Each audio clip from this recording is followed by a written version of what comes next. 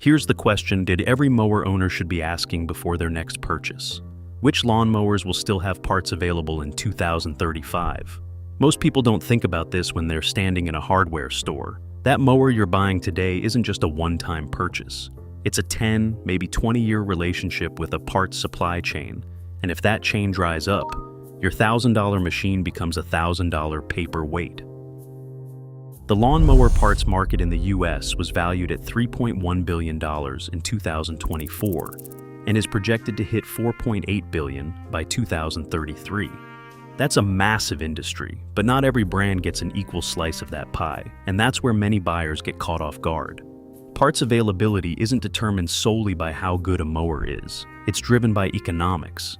Manufacturers continue producing replacement parts when there's enough demand to justify keeping tooling, inventory, and distribution in place.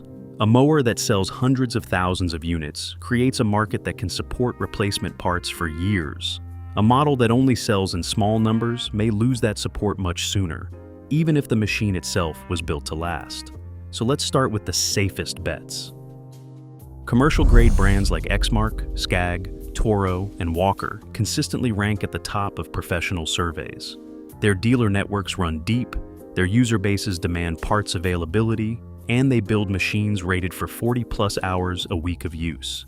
If you're not running one commercially, a machine like that could realistically last you decades.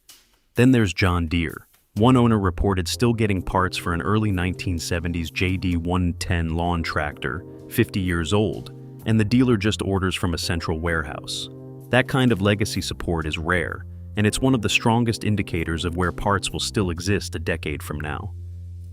Briggs Stratton engines power millions of mowers across dozens of brands, and that massive installed base means aftermarket and original equipment manufacturer parts will remain widely available.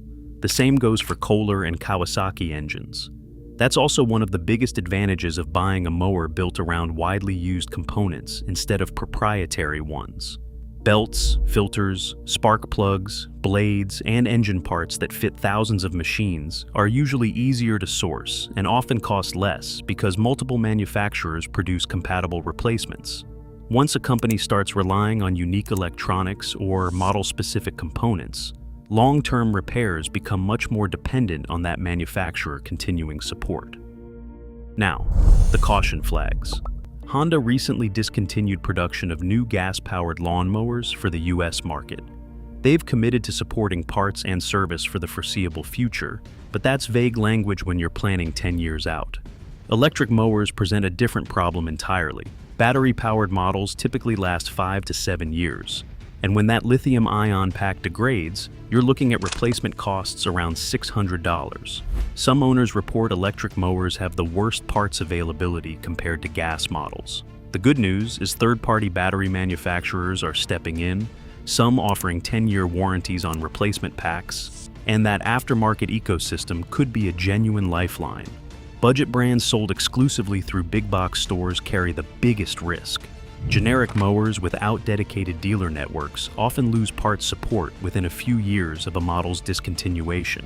And those initial savings evaporate fast when you can't find a replacement belt or blade spindle. There's also a wild card reshaping all of this: right to repair legislation. Washington State signed its Right to Repair Act in May 2025. Iowa's House passed a farm equipment repair bill in 2026. John Deere agreed to a settlement requiring 10 years of repair tool access, starting before the end of 2026. If federal legislation like the Farm Act passes, manufacturers could be legally required to provide parts, manuals, and diagnostic tools for extended periods. California adds another layer to this. The state banned the sale of new gas-powered lawn equipment starting January 2024, targeting 100% zero emissions from small engines by 2035. As those regulations spread, long-term availability of gas mower parts could tighten, even as demand for electric components grows. So, what should you actually do? If parts availability in 2035 matters to you, buy from brands with deep dealer networks and proven track records. John Deere, Toro, Husqvarna, and commercial-grade manufacturers are your strongest options.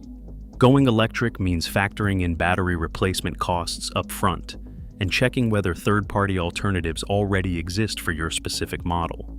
The mower you buy today is a bet on which companies will still be standing and still be stocking shelves a decade from now. Make that bet wisely.